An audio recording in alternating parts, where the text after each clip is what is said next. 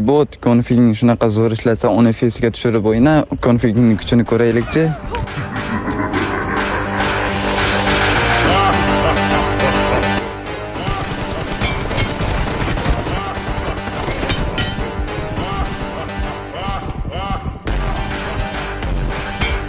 Mana diğerle görüşler mümkün. Config 10 FPS'te shunaqa darajada ishlayapti. Agar telefoningizda sizlar 20, 30, 40 FPS qo'yganingizda вообще mощный zo'r ishlab beradi. Bizga rastkop hamma telefonlarga tushadi. Bu configda furyaga qaytdan to'plab qaytdan olsa bo'ladi ekanlar uchun. Shu videoga bitta like